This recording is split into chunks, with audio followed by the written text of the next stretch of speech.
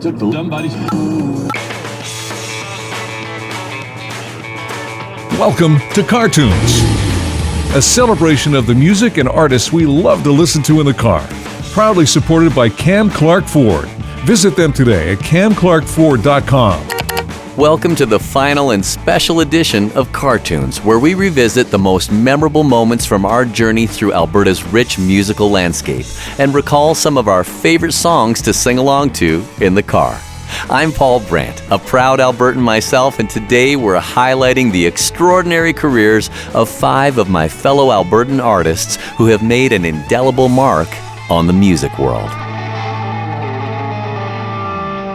Our first highlight takes us back to episode 1, which focused on yours truly. We journeyed through my life from those early days working as a registered nurse in Calgary to a career in country music. I'll never forget coming home from work at the hospital that day when my dad was sitting on the couch and he said there was a message on the phone. I picked it up, I pushed the button, and I heard a voice from Nashville, Tennessee saying that she thought I was pretty good and had heard my demo and wanted to come up and hear me and my band play. Well, I called her back and said, yes, please, come on up. And then I called a buddy right after that and said, dude, you have to help me put a band together. You know, a key moment for me was the release of the single My Heart Has a History, which turned out to be a big hit. Never would have imagined it, but it's now become the most played Canadian country song in Canadian country music history. I don't think any artist ever forgets the first time that they hear their song on the radio. And for me, My Heart Has a History, I had to pull over. I remember I had this little Ford Ranger that I was driving around down in Nashville, and it came over the airwaves. Paul Brandt with My Heart Has a History. My heart has a history. It was one of those moments where I just had to sit and take it all in. I had written that song over at one of Reba McEntire's companies called Starstruck Entertainment. And I was writing with this incredible songwriter, Mark D. Sanders. He wrote the song Heads Carolina, Tails California, and one of my favorites, the song I Hope You Dance. And so I was a little bit nervous, but also a little bit cocky and excited about showing him what this young kid from Canada could do. And we're working away on this song, and nothing I did seemed to really connect with him. And so he got up, he was busy, he had to make a phone call or something. And I'm thinking to myself, how rude. I mean, how dare he leave the room while, Paul Brandt from Canada is here writing this song. So he left, and in the room next door, it sounded like someone was playing the radio, and it just kept getting louder and louder. And I'm thinking to myself, again, seriously, can they keep it down? How dare they? And I was about to knock on the wall to let them know they needed to turn that radio down when I listened a bit more closely to realize it was actually Reba McEntire. She was in the room next door, and it would have been a horrible introduction to her. So when Mark came back in, we were working on one line. And he was singing the line, I knew this moment would arrive. And I was like, that's really cool, Mark, but what if we went, I knew this moment would arrive. And I hit that low note for the very first time in that writing session, and it ended up making it into the song. So I feel like at least I had a small contribution to My Heart Has a History. My heart has a history of letting go. Yeah, my heart has a history of letting go.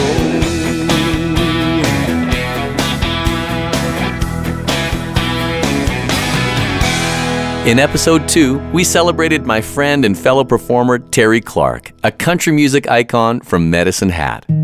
After years of hard work, Terri's breakthrough came with her hit Better Things to Do, marking her as a powerhouse in the country music industry in both Canada and the U.S. I think the harder the struggle and the tougher the climb to that moment when you feel like something's finally breaking through is just monumental. And I had been in Nashville for 8 years before I got my record deal and waited tables and tended bar and played for tips and all of the stuff. So when I finally got a record deal in 1994, we started making this album right away, and I was co-writing a whole lot. And I was still writing a lot of songs for the first and second album when Better Things to Do hit. In fact, when we wrote Better Things to Do, me and my two co-writers knew that that was probably going to be the first single. We just had a hunch about it.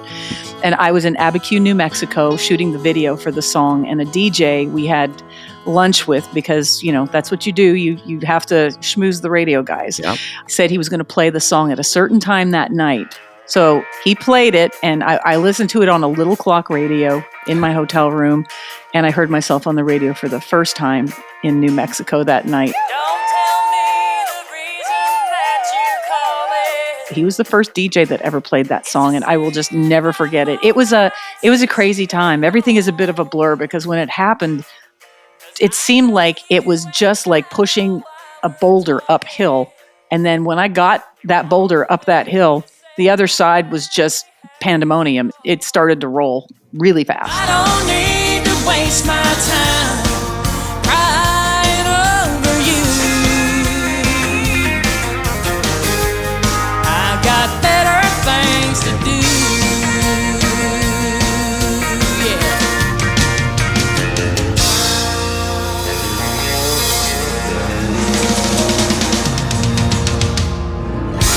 In the third episode of Cartoons, we honored the late Ian Tyson, who we lost in 2022 at the ripe old age of 89. This legendary cowboy singer-songwriter may have been born in Victoria, but he proudly called Alberta his home until the end.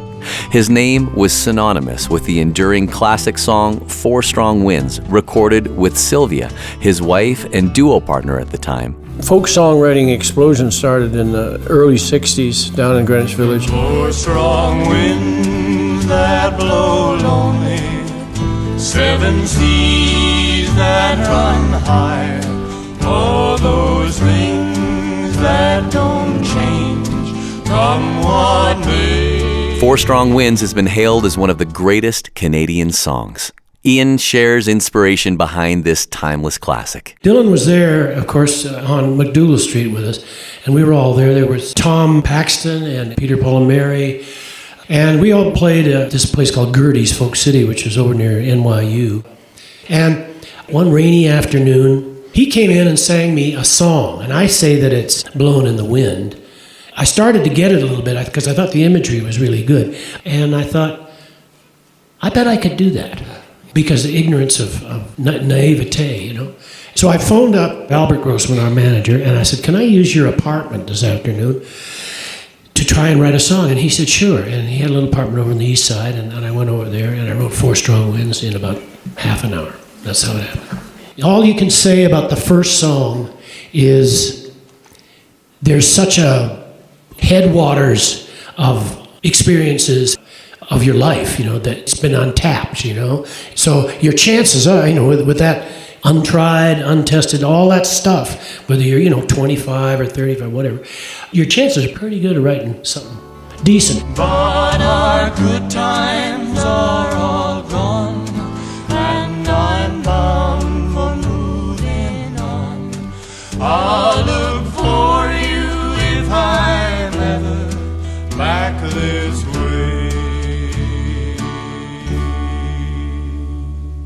Our fourth episode showcased the prairie powerhouses Jan Arden and Katie Lang. Jan Arden's emotive songs, like her enormous 1994 #1 hit Insensitive, and Katie Lang's transformative cover of Leonard Cohen's Hallelujah, are important but small pieces of the remarkable careers and their impact on the Canadian music scene and beyond. You know, you never know when you're going to have a moment that changes your whole life.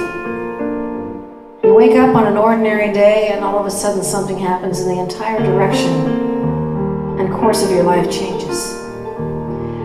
I remember one particular moment for me. I was kind of down and out. It was before I had my record deal, and I remember walking down my street, 23rd Street in Calgary. I was living in a really crummy basement suite apartment.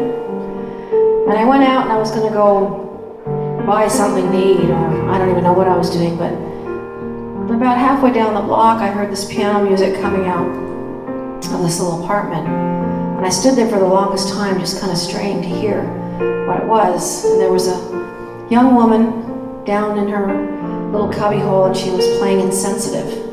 Her name was Anne Marie, and she had written this song. And I felt a bit voyeuristic because I just stood there and strained to hear it, and it was a really slow, very depressing version of this song, but I just thought, that is a great song. I suspected she was a little bit depressed like me and quite possibly drinking in the afternoons. And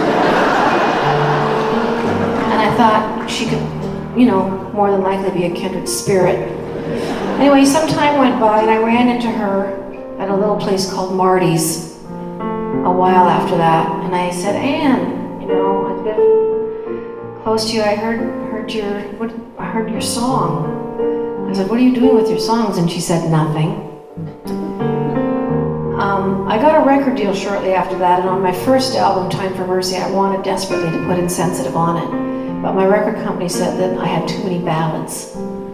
So I waited another 2.5 years, to take Insensitive, Anne Larie's song, and put it on Living Under June. And it changed my life in ways that I could never even have imagined. And it changed Anne's life a lot too. She moved out of her little basement suite apartment, she bought a house. And she told me that she also bought some new boots. Anyway, you never know when the moment's gonna come. So you gotta make sure that you're listening for it. Because that moment changed my life forever. I really should have known by the time you drove me home, by the vagueness in your eyes, your casual goodbyes, by the chill in your embrace, the expression on your face that told me maybe you might have some advice to give on how to be insensitive.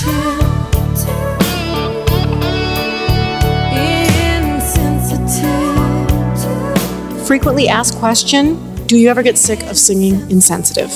No, I do not. I don't. Katie Lang's album Ingenue featured the hit Constant Craving and brought her international acclaim.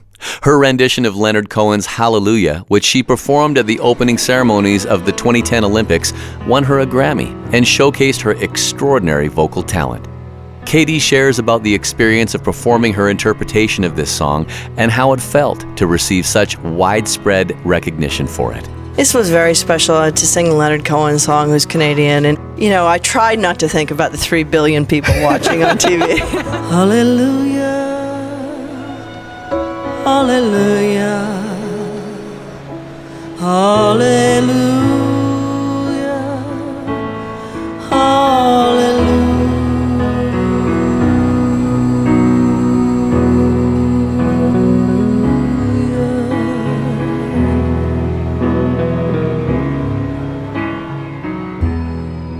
Finally, in episode 5, we delved into the indie pop world of Leslie Feist, better known as simply Feist. Her global hit 1, 2, 3, 4 from the album The Reminder brought her international acclaim, showcasing her unique style and continuing to put Alberta on the map as a province that raises incredible talent. 1, 2, 3, 4, tell me that you love me more. Sleepless, long nights, that's what my youth was for. You're changing your heart. You know who you are. The album's hit single, 1, 2, 3, 4, became a global sensation after being featured in a commercial for the iPod Nano. Feist shares how this song's success impacted her career and what it was like to receive such widespread recognition. It was overwhelming, and I suppose had I not already been on the road for so many years or hadn't already made many records with different friends or had that band, that feeling of belonging somewhere, getting signed to a label and looking at it truly like, I am grateful for someone to help me now. That's how I looked at being on a major label. It was, oh my God, someone's going to help me book some shows so I don't have to do it all. Like I had done it myself for so long that I think that all served me to understand that moment, I knew how to meet it. I knew how to work it, like how to work Clydesdale style, show up to the job and be able to carry this extra stuff that was getting hoisted on my back and carry it. But at the same time, there was momentum to it, and it felt a little wild and out of control and very like more than a human body could sustain. It was sort of G-force and not entirely pleasant.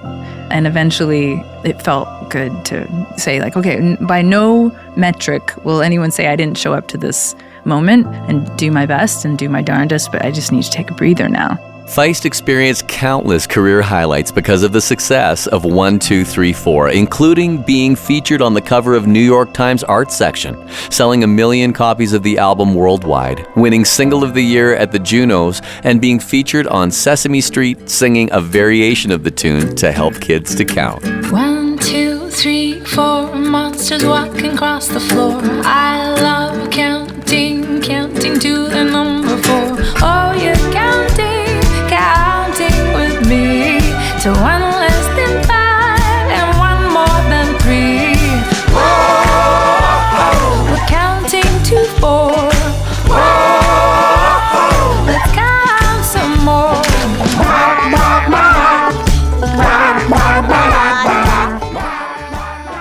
Each of these artists has a unique connection to Alberta, whether it's through the landscapes that inspired them, the cultural heritage they carry, or the memories they've created here.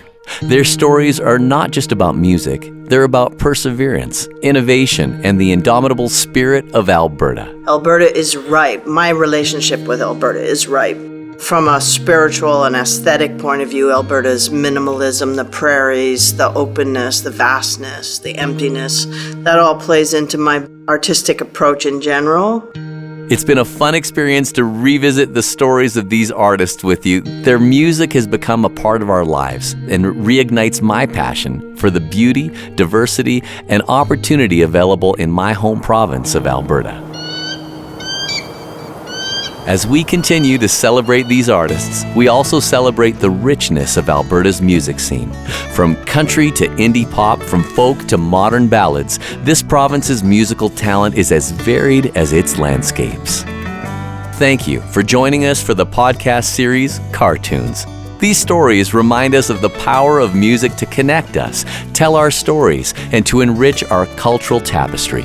Alberta's music community continues to thrive. We would need another dozen episodes to share the stories of so many other iconic Albertan artists like George Fox, Nickelback, Brett Kissel, and Joni Mitchell, who may be more often associated with Saskatchewan but was born in Alberta. And while I'm celebrating my province, I also have to shout out to the Stampeders.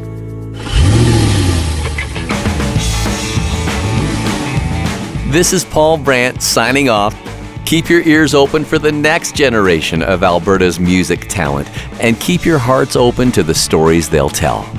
Cartoons, proudly supported by Cam Clark Ford. Friendly, fun, professional.